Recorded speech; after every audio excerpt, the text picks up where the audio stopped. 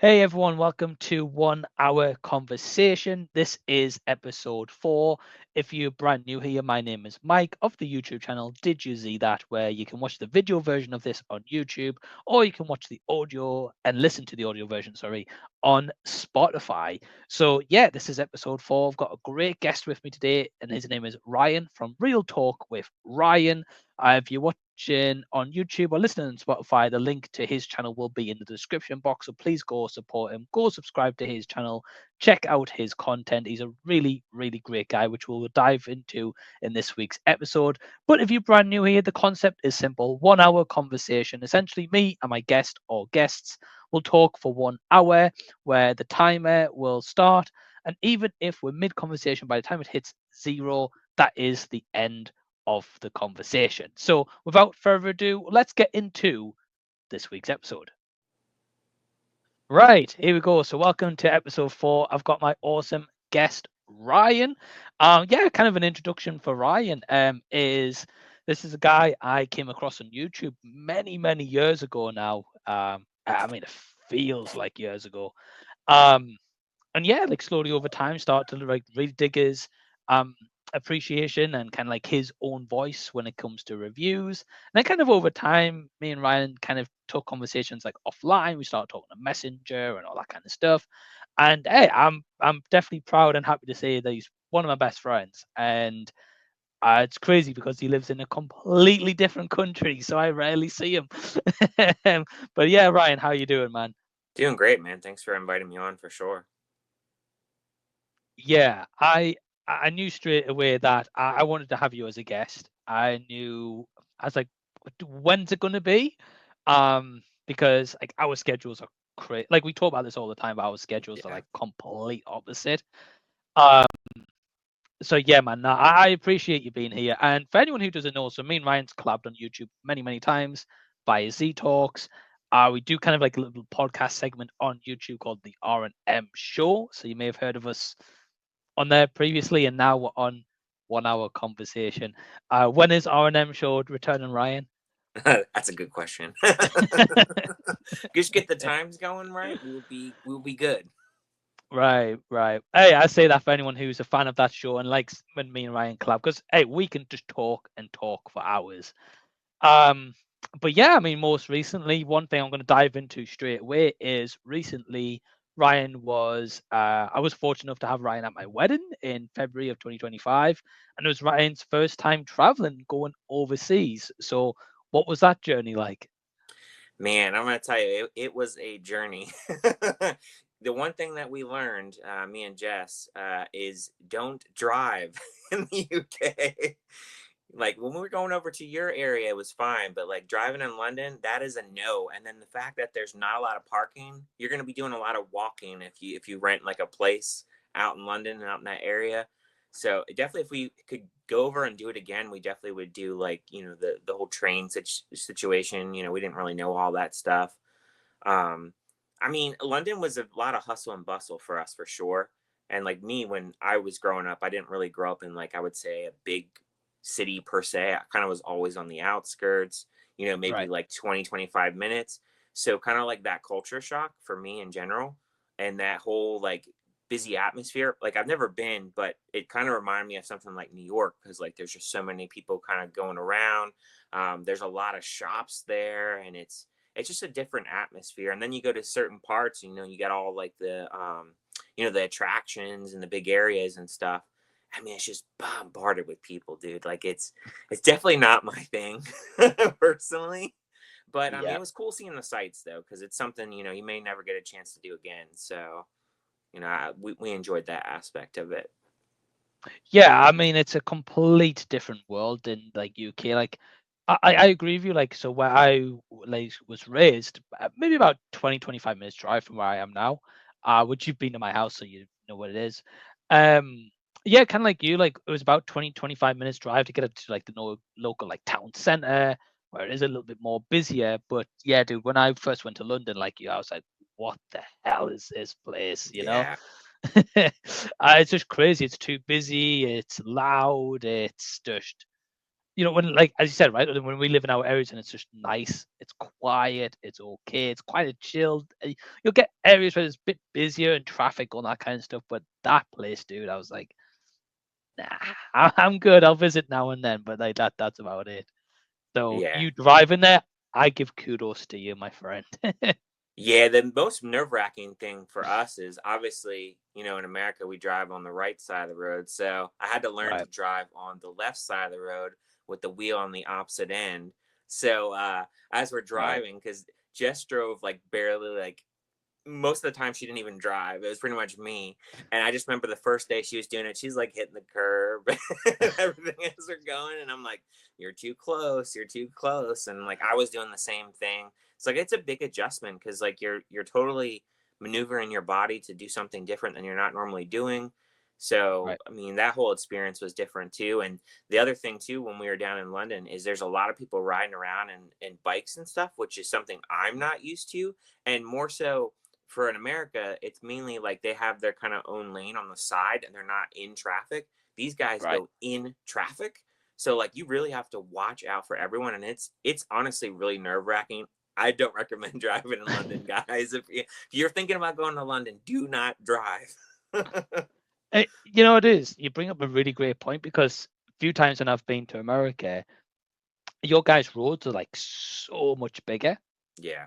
Like every time, like I've never driven in America, by the way. It's always been my dad. But like the roads are bigger. There's more lanes. It's like more adjustable. Whereas here, it's more condensed in. And you're right. Like with the bike, is either people go on the path or they just go on the road, Yep. and sometimes they cut out between the two. And yeah, It's dude, nuts. like me and Emma's spoken about coming back to America at some point in the future, and me renting a car. So at that point, I'm going to be in your position. I'm going to be like, why is everyone driving on the right side of the road?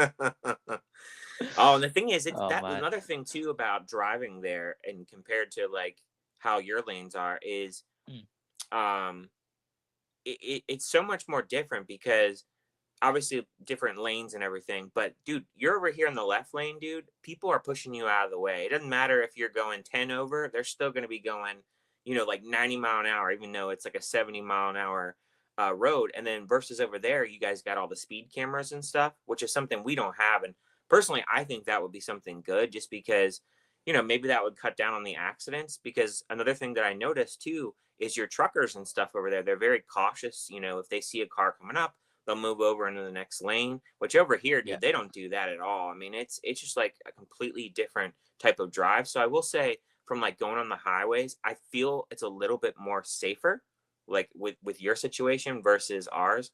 I'm not sure like how your accidents are, if you guys have a lot of accidents. I mean, I'm sure you probably have a lot, but probably not as much as we yeah. do because we always have a lot of pile ups and people are always really, I mean, they're drafting like their NASCAR out in the streets out here. So, I mean, it's crazy. Lewis Hamilton and American, Seriously. right? I mean, yeah, there is accidents here. I mean, we do have speed cameras a lot of the time, or we have something called speed vans. Hmm. So, like in some roads, they'll put up signs be like, "Hey, speed cameras are here," right? But there's none. It's like a deterrent. Mm, So then what they'll do is sometimes they'll actually have a van out where someone will sit in the van, have the camera on, and then people don't know they're going to be there and catch people speeding and give them tickets. makes sense. Um, sometimes, I mean, you see it on like the internet and stuff where people will just like slam the brakes in front of you to purposely so you crash into them. Oh, yeah.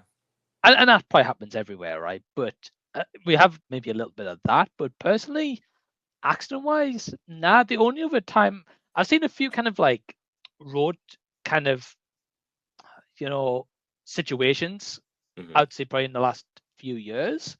Like for example, the most recent one I'll give you is we have a big road in the UK called the A1, which is like a big motorway. We went on it when we went to Newcastle, Hmm. but it was pitch dark, so I mean you probably wouldn't have seen. Um, but we went on there, and at the minute they've got cones up because they're doing road works, and someone like because it gives you signs being like, right, in 800 yards, this lane's going to be closed off, right? Because whatever they're doing. Right. And dude, this one car was like that close to the cones, like at the cut-off point. Like I was, I was seeing it happening as I was driving. I was like, can they not see the cones? Have they not seen these 4, 5 signs like just before to warn them there's cones coming up? And oh, Gee. dude, that like swerve, like they nearly crashed into the car behind them, and like, Mm. dude, that was bad. And then the only other time I've seen something like this was where I was coming home one night from an old job, and I had to take a detour because that A1 road was closed. Hmm. Um, and you know, like in the movies when you see like cars overturn and like the glasses everywhere and Yeah. stuff like that. Dude, I saw that and I was like, what the hell? You know, I was Gee. like, this is Fast and Furious, you know? Because you just don't see that in person, or it's very like that's the only time I've seen it, you know, like a Mm. car flipping the glass just shattered all over the road. So, there was obviously big delays. But yeah, man, it's could be scary for sure.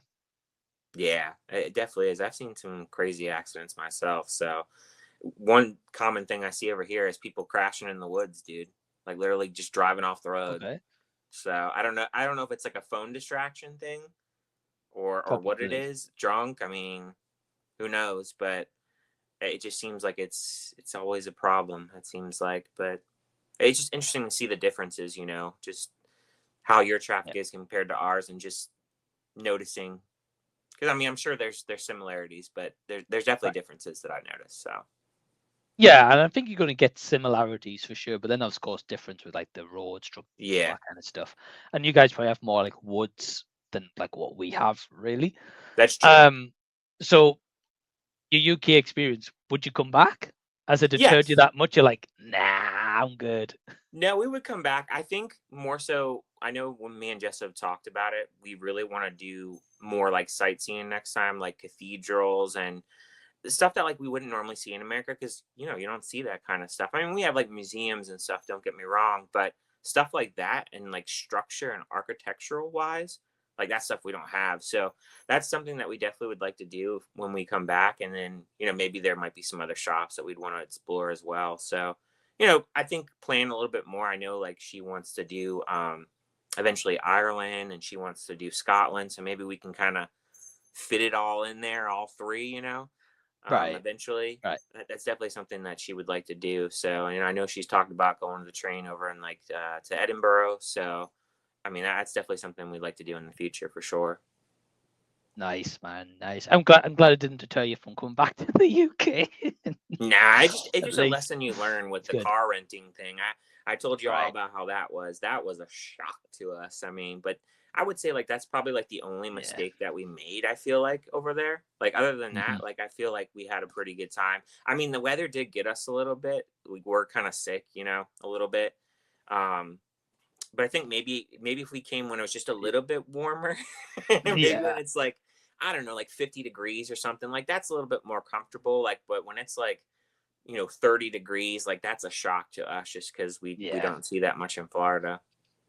Dude, I did warn you before you came over. I said, look, Yeah. man, it gets cold here. And you're like, Yeah. hey, I can't wait for the cold. And then you get ill. Yeah, exactly. Yeah, It's a man, shock. it's crazy. It's just like that weather you guys had. It's like that most of the time here. Mm, Whereas like now, like, kind of, I don't know, maybe say April to maybe about August, maybe okay. it's warmer. But I mean, dude, like even today, it's miserable, cloudy out there, really. So it's not like you guys, right? You get constant sun like nearly every day. You get like a odd little tropical rain, and then 10 minutes later, it's fine. Yeah. Yeah, you guys get lucky. We don't. Well, it's humid as heck here, so I'm sure when you come over, it's a shock to you too. You're like, man, it's so dang hot. Oh, dude, yeah. Like, so I've been fortunate to come to Florida about 6 times in my life, I think. Hmm. I'd like to say, like, a lot of them was like a lot younger. Mm. Probably less so as I've gotten a little bit older. But yeah, dude, every time I've been over, I've been like, how do they live here? And I'm like, how are they wearing jeans and jackets? I'm like, dude, here's me in like a shirt and shorts, and they're like, I'm too warm. I'd go around in my boxes if I could. Yeah, like yesterday. It's funny you mentioned that. Yesterday, we're literally driving down the road, and we're headed into downtown, and this guy's wearing jeans and he's wearing like a hoodie. I'm like, dude, it's 92 degrees out. Like, what are you doing, man?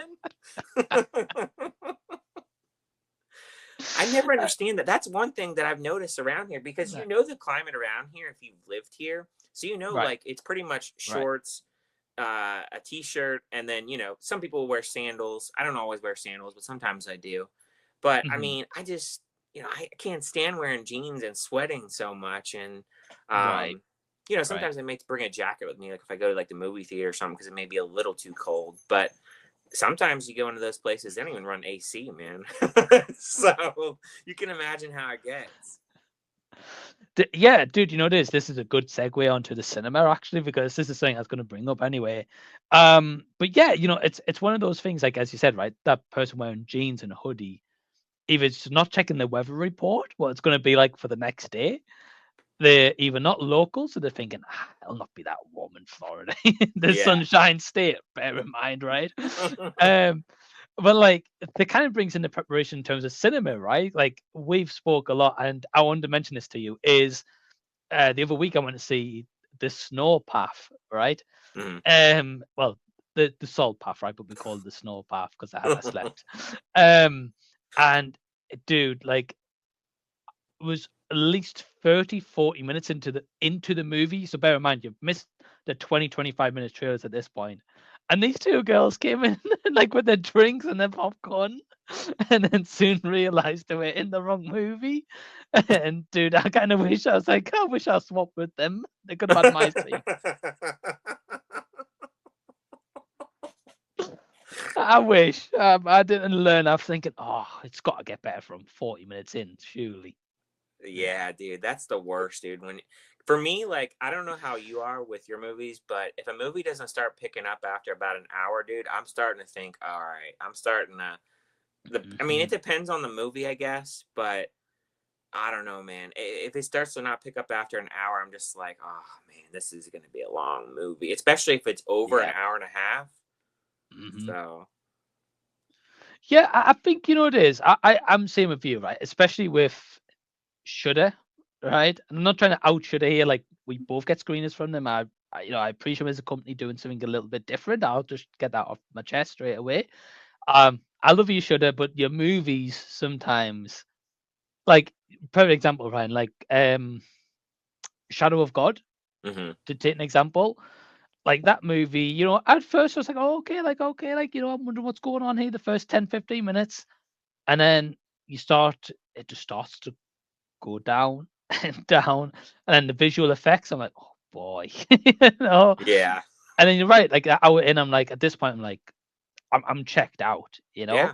Now, if it had like a crazy third act, I might be like, okay, like I can maybe slog through the first hour and okay, it's redeemed itself. But dude, Mhm. like how many movies redeem itself in the third act and the first hour's boring, right? Like Yeah. very few.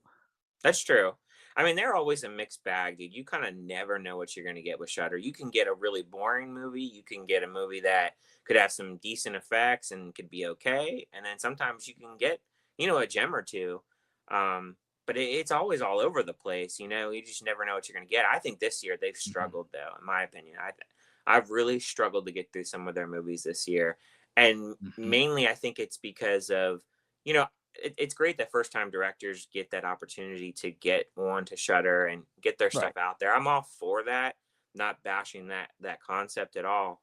But I do think that Shutter sometimes needs to kind of help guide these directors a little bit, maybe getting somebody that has maybe not Mhm. like a top writer, but somebody that at least has maybe 4 or 5 movies under their belt, and they know how to write a script, because a lot of Yeah. times I feel like they struggle how to write a script and direct their characters and make a movie interesting, because I feel like, Mhm. especially with horror, yeah, and especially if it's an hour and a half, if you can't make it interesting by the hour mark, your audience is going to check out. Right.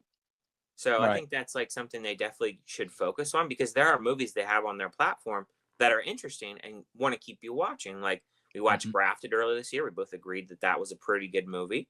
Yeah. I know you haven't seen it, but I just watched Dangerous Animals. That was an example of Mhm. another good movie that they did. But they've struggled a lot this year with just There's been a lot of like short stories they've tried to adapt into movies, and I feel like just the story isn't there. And Mhm. it kind of feels like with some of these movies nowadays that 90 minutes is kind of like the standard runtime. So like Mhm. sometimes it feels like they're stretching just to get to the 90-minute runtime of the standard, and Mhm. it's not an interesting movie. Yeah, I agree, and I think a lot of the time, like the movies that we check out, like even not just us, right? But like how many people you watch on YouTube, movie reviewers or people who cover movies, and most of the complaints nowadays is the movie's too long. Hmm. But most common complaint is probably pacing and it's too long. And I think even sometimes at that hour and a half mark, yeah, you're right. Like sometimes I'm like, wow, 90 minutes should not feel like a long time, you know? Yeah. Like I'm like, cut it to 1 hour 20, 1 hour 15, worst case, give the audience enough to be satisfied and think, hey, that was a good movie, and expand on it maybe in a sequel. Maybe make it a bit longer. You can expand some ideas, characters, lore, and all that kind of stuff. Mhm. But yeah, man, I think like some of these movies, even at a small runtime, suffer massively. And I think Shudder, and not just Shudder, but like even indie productions and stuff as well, struggle with kind of like thinking, right, 90 minutes is, that's not long, right? Which it isn't. Yeah. But then they don't have enough to pad it out, right? Or they try to pad it out with filler, really. Well, the thing is, so we talk about budgets with movies, but one thing Mhm. that doesn't cost you anything is to develop a character and write a script for that character and give them Right. that development so you can buy into the character. So Hmm. if you're, I mean, I'm not, obviously we're not directors, but if I'm thinking in my mind of doing a movie, one of the things that I would really focus on if I don't have the budget is to try to develop my characters and try to have a developing arc, because the main thing is when you're watching a movie, you usually want to kind of root for a character or like a character to where you can be Right. interested and invested in at least them as a character, and then the plot can kind of come after that. And then, Hmm. obviously like cinematography and camera work, that all kind of varies depending on the movie. But I really think, if you're doing a low budget movie, I think you at least owe the audience at least a decent character. That's kind of how I feel. Yeah, I agree. And I think a lot of the time, these studios, especially indie productions, I would say, need to kind of, for me, like especially as you mentioned with Shudder, right? So we'll just take them for an example. I think they kind of need to evaluate the ideas getting brought into them Yeah. to be like, right, okay, so this movie idea, right, it sounds cool, but if we give it a budget of say $1 million, right, can we execute all the effects that this movie's going to need? Are we going to be able to execute all the cast that it needs? But it seems like a lot of time, just like, yeah, it'll be fine, no problem. We'll just whack in some cheap CG, right? And it looks terrible. Like that Shadow of God, it looked terrible. Yeah. Like, it felt like an artistic movie. It felt like if they had like the Hollywood budget, okay, maybe those effects could have been cool, bit different, in that kind of genre. But because it was low budget, it came across just laughable. Like, dude, it was Yeah. really bad effects. And I can buy bad effects if the movie's really good. Hmm. And like I'll give you an example. The other night, me and Emma watched Scooby Doo from 2002, the live action, Yeah. right? And I've not seen that movie in years. I remember renting that out on DVD and like the video corner shop and stuff like that. Um, but like we watched that, and dude, some of the effects were bad, right? But given in 2002, they're probably a masterpiece, right? Yeah. But like I went back, but because the movie was fun, it was stupid, it was goofy, and knew what it was. I was like, hey, I can buy into these bad effects, But like Right. that Shadow God, nah. Yeah, that was a really step down for them. Like I know, Yeah. we may have not liked some of their movies, but I felt that was like really low ball quality for them. Like really out Yeah. of the ordinary for them. They usually don't, it's usually not that bad, Hmm. personally. Like even Hmm. even the movies that we don't maybe care for, we at least give like a 2, 2.5. Right. For me, I just no. The chop and block for Ryan, half Yeah, star. half stars, right? No, yeah, no, it's true. I felt that was a little bit of a step down. Or I mean, I don't know if they're maybe just mass producing productions, Yeah. because I guess it's kind of tough because with them guys is they've got their own platform. So people expect like maybe brand new movies like all the time from them because you're paying for their streaming service, and they don't a lot of the time have like the Hollywood horror movies on there. Yeah. So I guess like maybe the audience is like, well, what's new this month, right? Like, what have we not seen? What originals are you bringing out? So I guess in a way they kind of shot themselves in the foot I because think in people's like an general, expectation, right? yeah. I was gonna say, I think in general with content, this kind of goes into like theaters and just content in general. But there's too much content nowadays. There's just Right, way too much stuff to right. watch. Um, and I understand from like what you just said from their platform, they kind of have to have X amount of movies because everybody wants to watch the new thing all the time. But at the same Yeah. time, when you're constantly pumping out movies and you're not perfecting your craft, you tend to just have quantity over quality at that point. And so that's It's why I true. feel like, you have Netflix and Prime, like it's just constant movie and show after show. And I get like Mhm. they're trying to get the most out of the subscribers, like them watching stuff. But at the same time, um, if you're giving them crap, I mean, it just, it's kind of a waste. You know what I mean? Um, Mhm. which I've actually had this kind of debate with one of my friends. Is I've thought about. I'm kind of surprised with all the content coming out in theaters that Mhm. we don't have kind of content every other week. Like I've thought about like that being an idea, mainly because it allows people to catch up with the movies. Because if you think about it, half these Yeah. movies that we want to see, it's to the point now, especially a movie like, let's take a movie like Dangerous Animals, Shutter movie in theaters. That movie is only in theaters for about a week and then that's it. You can't Mhm. watch it after that. So you don't give people enough time to watch things. Yeah. And part of the problem is that they're overshadowed with so many movies coming out. So, like for instance, the one week you had Karate Kid, and then this week you had Ballerina. This week you got How to Train Your Dragon, and then the next week you got Mhm. Elio, and you got the 28 Years Later. It's so much content. Like people, there's nobody that can keep up with that unless you're somebody that just has so much time on your hands to keep up with each movie each week. But the normal Right. person just doesn't have the time to do that, which is why a lot of Nah. people just watch it at home. Mhm. And that is true, yeah. And I think, like, I mean, even we've talked like with our work schedules and trying to fit a movie in here or there, or maybe double up because we haven't got another chance to for the rest of the week to try keep up with the releases. And you're right, yeah, like it's crazy because that Dangerous Animals in the UK we get one show in a day. Mm, Now, thankfully, tomorrow it's on about 4 o'clock, and I'm off tomorrow, so I'm probably going to catch it because I know you and Nick, our good friend Nick from Nick Short Takes, like you know, enjoyed the movie. Um, but you're right. Like if I was at work this week from Tuesday, I work from 9 until 8 at night. I'm missing that show all week, yeah, and I'm waiting for it to then eventually hit Shudder or maybe one day get on Prime or something, you know. right. But yeah, this is too much, and then I feel like it kind of doesn't give the other movies to breathe and for people to hear about them. Like for example, like that Elio. Mhm. Um, I've seen a bit of a trailer. I didn't watch much of it because I was like, I don't really want to know much because it's Pixar, I believe. Yeah, Um, but like, I feel like that should be kind of like the big summer kids blockbuster, because it's like Pixar kids movie.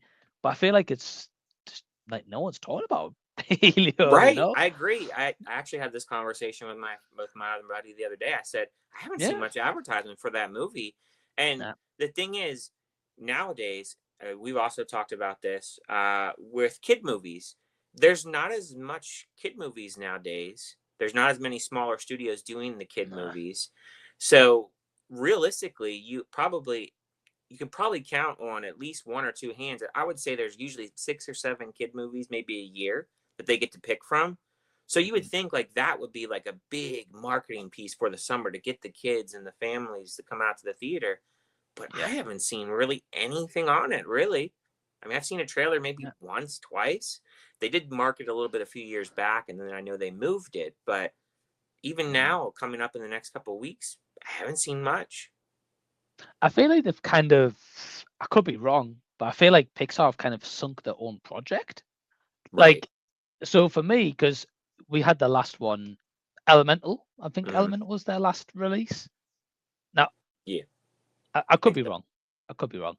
But I enjoyed that movie. No, don't get me wrong, it wasn't amazing. I think it got a bit too much hate than it deserved personally. Hmm. But because it was original, it didn't make much money until eventually a few weeks down the line. It did because people were like, well, hey, look, guys, it's actually not a bad movie. Yeah. It's not like a Toy Story, right? But it's like it's not bad. But I feel like with this one, this was maybe in the pipeline at that same time, like making it Yeah. until eventually to get in like 2 years' time. I think 2027 is when we get the next Toy Story movie. So at that point, they're going to be back on track. That movie's going to make millions, right? Maybe even $1 billion. I wouldn't be surprised. But I feel like this one, they're kind of, yeah, I'll just do how well it does. I could be wrong. Yeah. I mean, that's true. I mean, they've been kind of all over the place for me. I actually been kind of catching up on some of the older Pixar movies and kind of going Mhm. through some of them again. So it's interesting to see what I like and what I don't from them. But Toy Story Right. still stands up there. I mean, that's a top movie for sure. Yeah. And I know this is a hot take, and I know people don't necessarily love this movie or really talk about it, but A Bug's Life has always been one of my favorites. That's always been one of my favorites. I love Flick. I love the character. You know what it is, dude? I've only ever seen bits of that movie. I've never actually sat down and watched the full thing. But you're right, like people kind of do. But for me, like that's kind of like a defining movie, really. I remember like the PlayStation game for Bugs Life. Yeah.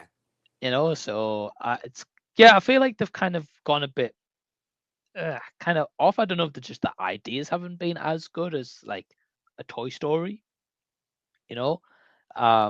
But yeah, like I feel like they've kind of gone even when Disney, right? Disney put out Strange World a few years ago, and then since then they've kind of been like, oh well, actually, yeah, let's go back to Moana, let's go Lilo and Stitch, the safe bets, really.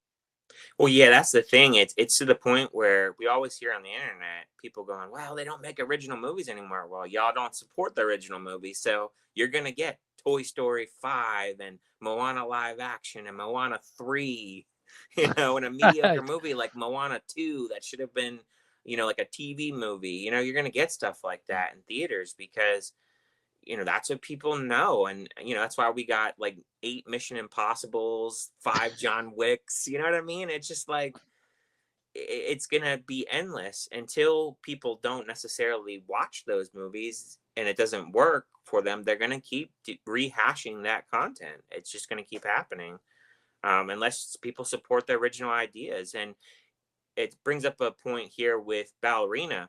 They didn't want to title that movie Ballerina because Right. nobody would know what that is. But when they title it From the World of John Wick, they go, "Oh man, I'm gonna go see that. I love John Wick." I Right. feel like Right. Right. now with an action movie, you pretty much can't talk about an action movie without comparing the movie to John Wick. I feel like every time a new action movie comes out, they go, "Well, it's not like John Wick, and it's not the action isn't like it." I always hear that kind of comparison. So, it's a Yeah. big franchise. People love it. I think it's more just like I'm thinking like most recent years, it's like defining movies. So like that, as you mentioned, great point. Like if you think of action movie, right, it's not like a John Wick. And I think nowadays when you do a horror movie, people's like, "Gah, it's not as gory as The Substance, right?" Hmm. Or like a Terrifier. So I think like a lot of these companies, if they're going to do something original, is like maybe break the mold for that genre. So then Yeah. you're a comparison for future. Like whether you like The Substance or you don't, I mean, I know we both love it, right? But people will be like, it's not as like Ugly Stepsister, right? Take for Hmm. example, people's like, yeah, it's body horror, it's quite gory, but it's not The Substance level. Yeah.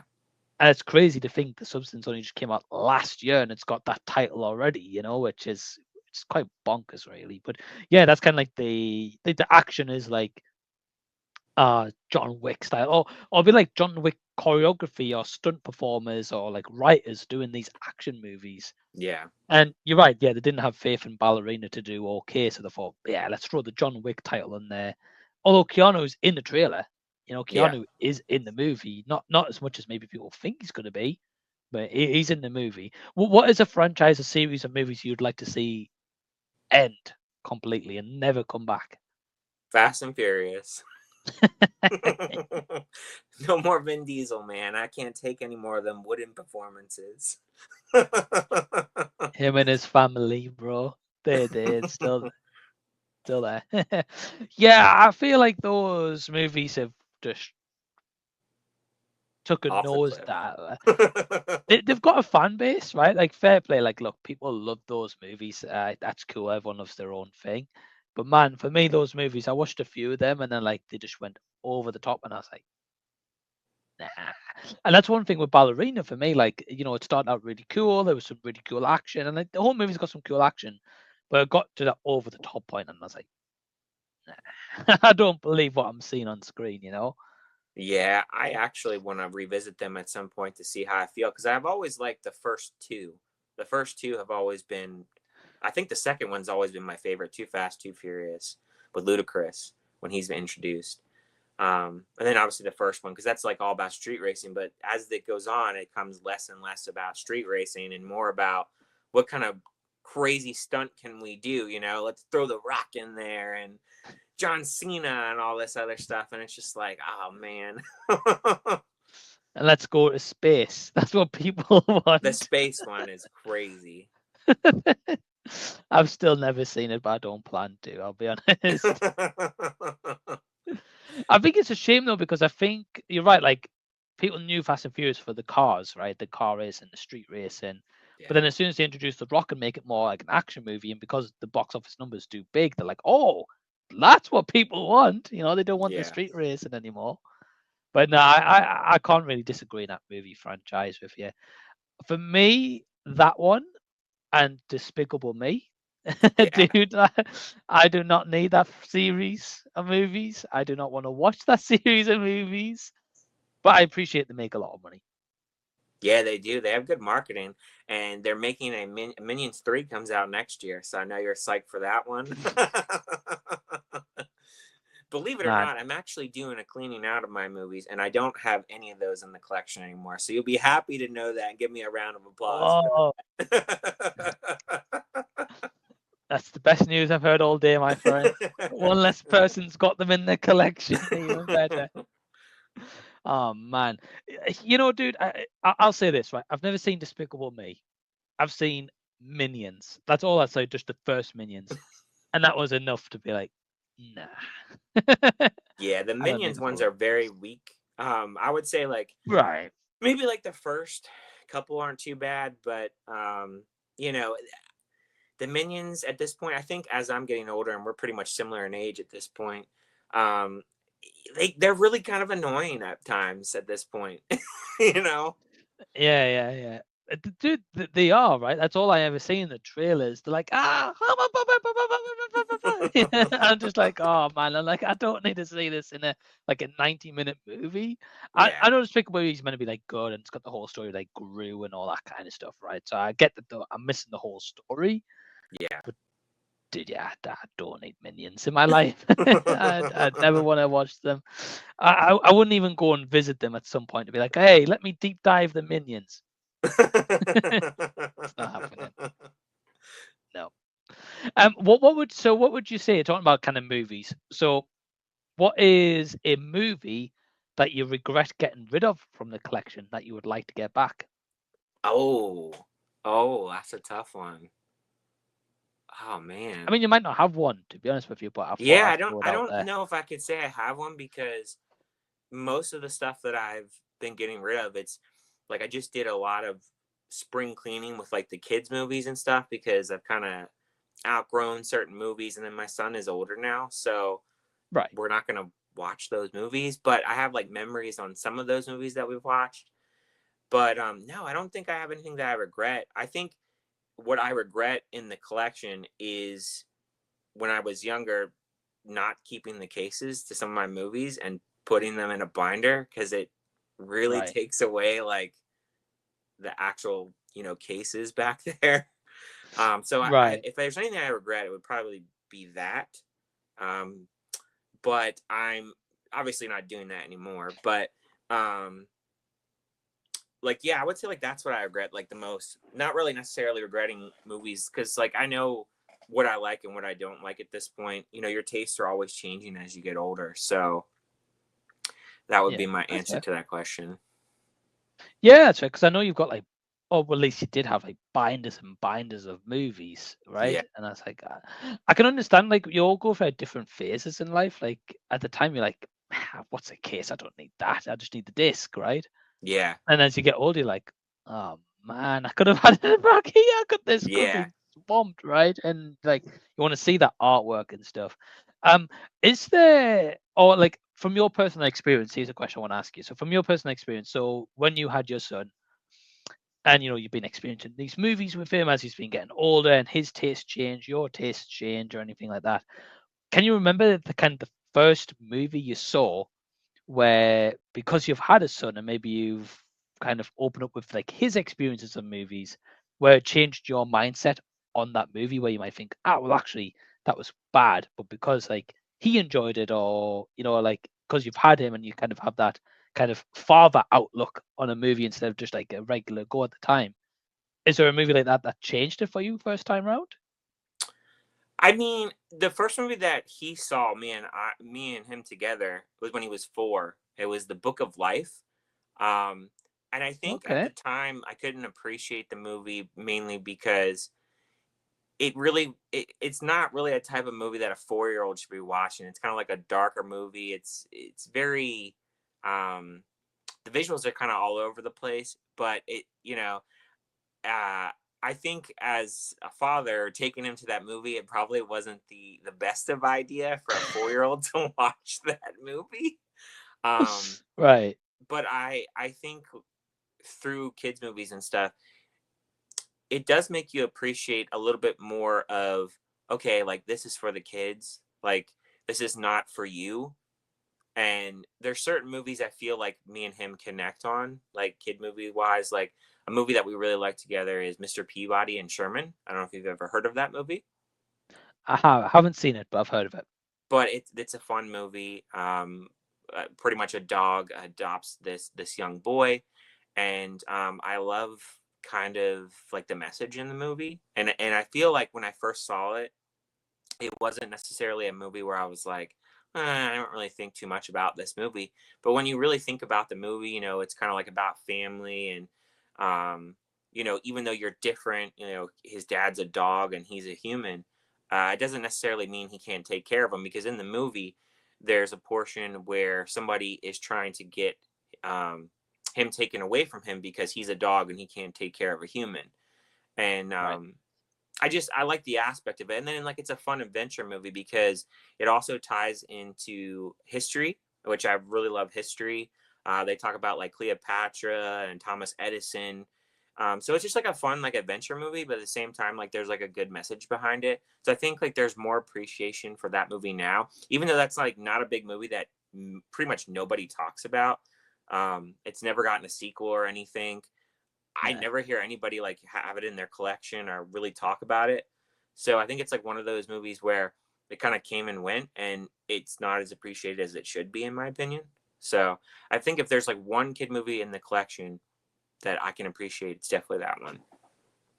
Yeah, I was gonna say no one talks about that movie at all. Yeah. I've heard of it and I've seen like the DVD cover so many times. Like when I used to work in like a DVD shop, even like now if I go out like physical media, like just looking, like I'll see that movie.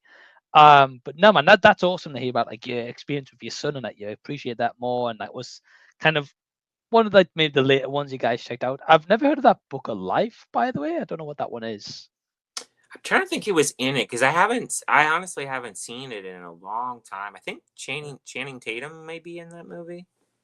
I don't know. It's been a while, but Okay. it's definitely don't recommend the younger kids watching that. It's too dark of a movie in general, because it deals with life and death, and Right.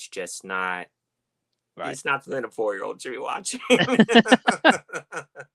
But you get excited, I you don't. want your kid to get into movies and stuff, and he's obviously evolved as he's gotten older. Like now he'll watch horror movies with me, and he's willing to Right. watch other stuff. So That's cool. I like that because, I can introduce him to other stuff and, classic movies and things that I grew up with. So, Right. I enjoy doing that.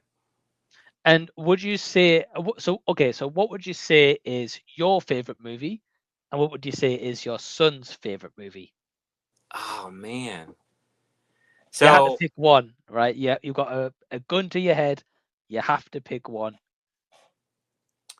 I would say for me, one of my favorite movies.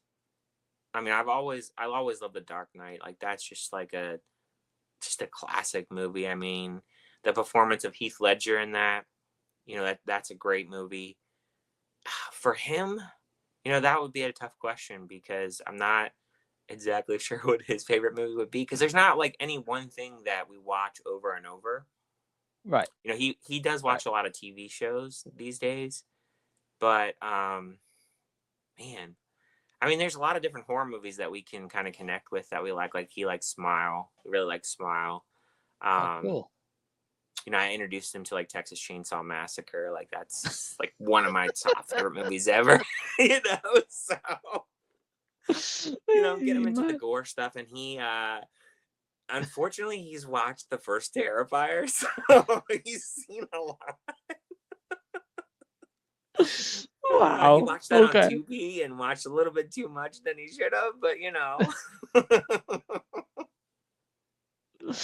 And what did he think of the movie?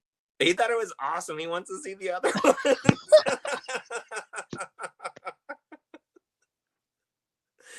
So, Oh man, some nice child-friendly movies. so yeah, I mean, like I'll have to introduce him to the other ones. I got the first one I don't have in the collection because they don't have a 4K Okay. for that here. But the second Okay. and third I got on 4K back there. I definitely would like to introduce him to those and check them out because Jess loves them too. So, Right. Right. Like here in the UK, we just got the 4K. mhm. I think it's 4K or it might be Blu-ray. I'm not too sure, but it came in like a double pack in like a steelbook. Okay. Um, which I do want to get, but at the same time, I'm kind of like because they're doing one more Terrifier. Apparently, that's going to be the last one. Hmm. There's a fourth one. I'm just thinking they're going to release like a really nice 4-pack set at some point, They probably. and I'm just like, do I get them singly? Where I'd rather have because, like, for example, I've got like, if you guys have seen the video version of this, I've got behind me like the Dark Knight trilogy and like these like special collector's edition box sets, which I love. But then you know what it is, dude. Upon recently, because of like at this moment in time, I'm going through like a house move, waiting for that kind of to finalize and stuff. Kind of going through like bits and bobs, and kind of like be like a spring clear out, right? I come across these and I'm like, I really like these sets, but then I'm like, I only really want the steel book from it now, Yeah. because when I think ultimately of it, I'm like, I'm not really going to look at the art cards again. I'm not really going to look at like the photo booklet and stuff. I'll read over it once and then that will be kind of about it. I'd rather just Yeah. have like a steel book pack set. Um, so yeah, that's kind of my issue with Terrify. I'm like, do I invest and get like just the steel books, the 1 and 2 together, and then get the third one separately, which I'm not sure if we got a steel book here in the UK, or do I wait for a 4-pack? I don't know. I'd stay away for the 4-pack because it's coming. Yeah, right. This is it. They'll release probably like a standard Blu-ray one first, be like, hey, all 4 movie quadrilogy into one box set, and then Yeah. eventually down the line they'll be like, oh, here's a nice, beautiful steel book set of the whole lot. Yeah. I can see that happening. Yep. Um, yeah, man. I mean, it's cool to hear about his experience watching Terrifier though, and Texas Chainsaw.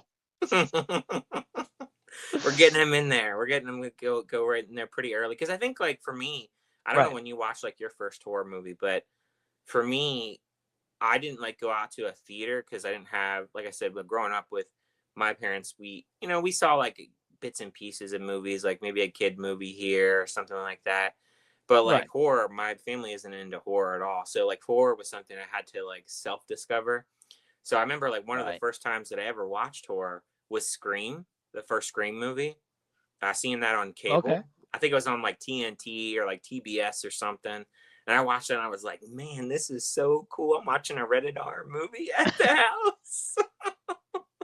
Because at that Right, time I was like 12, so like it wasn't, I wasn't really supposed to be watching rated R movies, so right.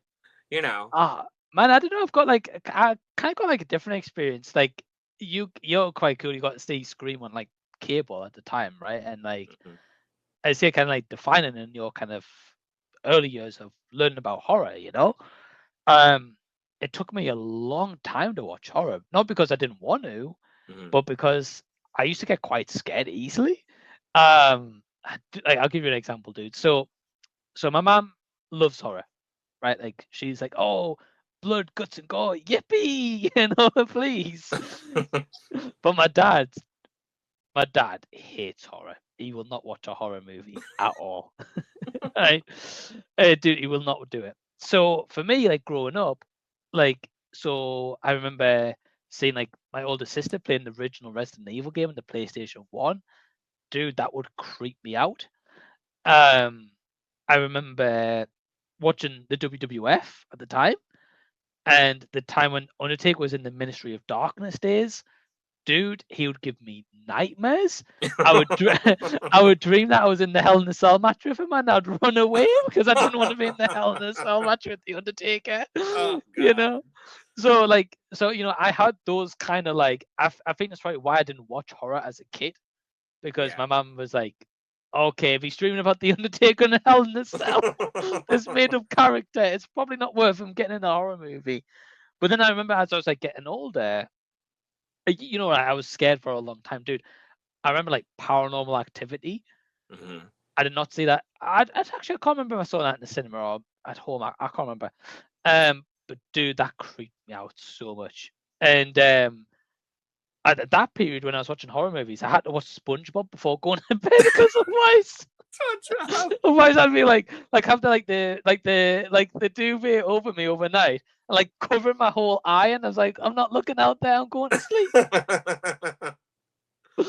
So that's kind of my experience of it, really. Well, I do Yeah. have a question for you. When with horror, is there anything like when you watch it? Is there anything like certain deaths that you don't want to see, or certain that'll just make you cringe? You're like, oh man, like I can't watch that. I'm gonna have to look away, or I can't look at the screen. Is there anything like Yeah. that gets you? Dude, there's one thing that gets me every time, and it's to do with the eyeball. Dude, Uh, same thing here. Dude, when they open up the eyeball and they're messing with it and stuff, like even with yeah. in Final Oh Destination no, when they're with the lasers and stuff with the eyes, no. No. no. Oh, dude, nah, nah. No, I think the scariest horror is like what's realistic. But Yeah. like in the past when the characters get like a piece of glass stuck in, or like the lasers, Yeah. and do like I dread to think one day, and I'm praying to the gods that I never get cataracts in my eyes because I don't want that. Yeah. My dad was telling me like he had to have it, and he's awake. Like you have to be awake, and I'm like, "Oh, no, just don't tell me. I don't want to Yeah. know." Oh, dude, yeah, like in horror movies, like the eye. Like I'll give you a quick story that's not horror movie related, but like again, the scariest horror is like realistic. So I Mhm. remember during COVID, I had to have an operation on my nose because like it's called septoplasty. Like one side's bigger than the other on the inside. Mhm. So like one gets like air in, like all the time. Like this one here gets like a lot of air in. It's fine. This one always feels like it's clogged. It's like stuck and all that kind of stuff. Mhm. So that's why like if you see me ever doing that, I'm kind of blowing out because to get the air in. So I had this operation during COVID, like COVID time, dude. So I remember it was really cold here in the UK, so I took like a thick jacket, and I was sat in this waiting room, and I had to meet like the.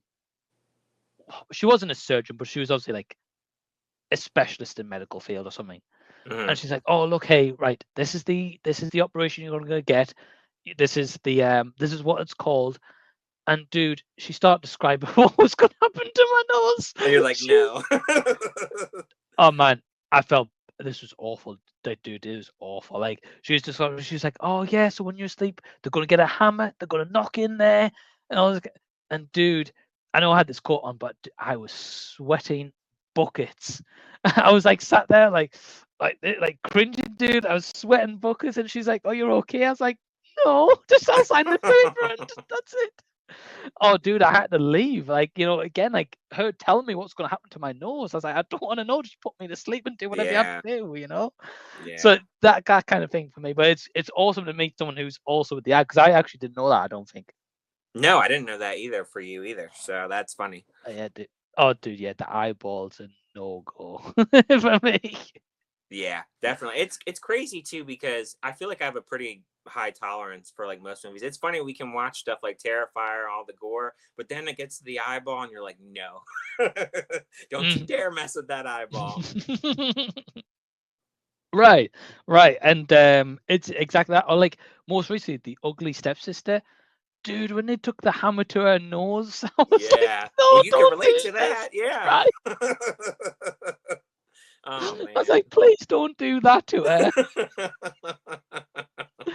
And there was like another part, like I can't remember what part it was in the movie. It wasn't the toenail part, like when she chopped her own foot off, which was crazy. Yeah, it was. There was another part. I think it was in that scene or another thing she did, and I was like, "Oh, dude, no, don't do that." Yeah, they terrify. I'm just like, yeah, oh, so you could chop them limbs off. Good for you. Yeah, it's interesting what can really affect you, especially I think it all varies, but it's just interesting to see Right. what, you know, gets people. The other thing I don't like in horror movies too, and maybe it's because I'm just a lover of animals. I don't like seeing animals getting hurt and stuff like that, like a kitty cat or a dog. Please don't touch them. Leave them alone, please. Yeah, you know? dude. Like, yeah, I'm the same as you. Like I don't like animals getting hurt. I know it's not real, right? But like, Yeah. I don't like them getting hurt in it. Um, like back when I'd be like, you could get the cat, no problem, right? But like now I'm a cat lover. I'm like, yeah, don't touch that bugger. You leave him alone. Exactly. Yeah, because Um. I was Oh, gonna say, what was that movie? Very quickly, what was that movie? The horror one. I feel like it was only released last year, maybe the year before, where I think there's like a killer, but then there's like a cat that's in the house, and he feeds the cat. Like he leaves the cat and he feeds it, and he goes off.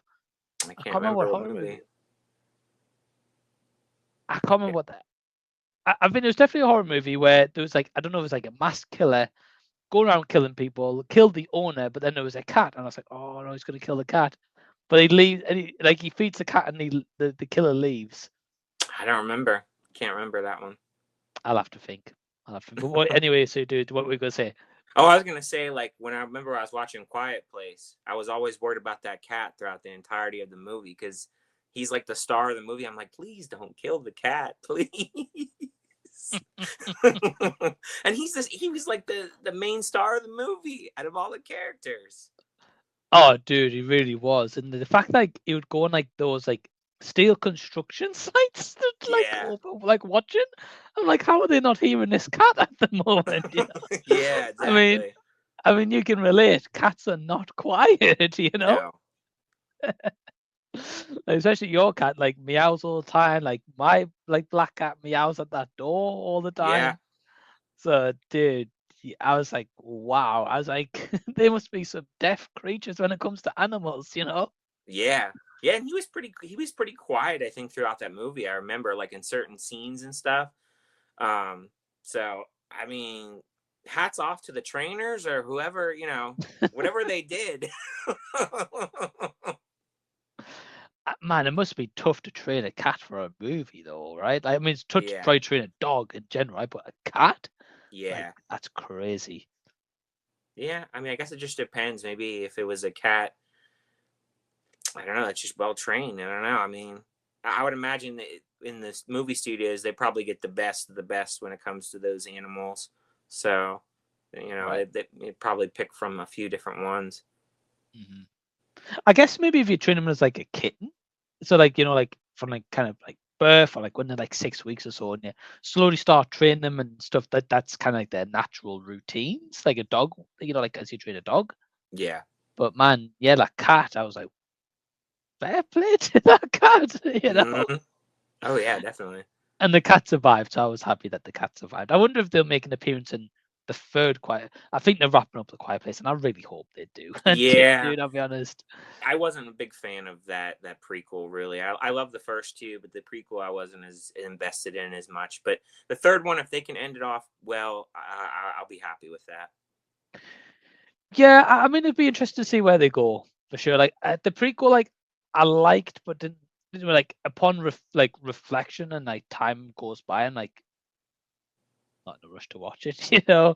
Yeah, Or any of those movies for that fact. I'm not interested in watching any of them, right? I think that's the thing. I go back to this kind of subject we're on about very quickly as we run down to our last minute. yeah, Is just the rewatchability of a lot of these movies nowadays is just very slim. Or the movies we do want to watch, Ghostlight, yeah. Barbarian, don't have physical media releases. It drives me nuts, dude. It really does. Yeah, dude, like you were talking about earlier, like when like all these streaming services got all the content, you know, and like they've just put it out. Man, I've got to wait till June 14th till Barbarian hits Netflix. I can watch it for free, you know? Jeez. Yeah, whereas right now it's on Prime, but you got to pay to rent it. And I'm like, well, why am I renting this movie, you know? Exactly, right? And That's Ghostlight's ridiculous. not got a physical media. No, I'm hoping that Vinegar Syndrome does it because it's an IFC film and they do IFC. So hopefully they'll pick it up. I hope so, man. For us, if anyone's watching you from these studios, release Ghostlight, release Barbarian on physical media. That would be truly amazing. I really wish, man.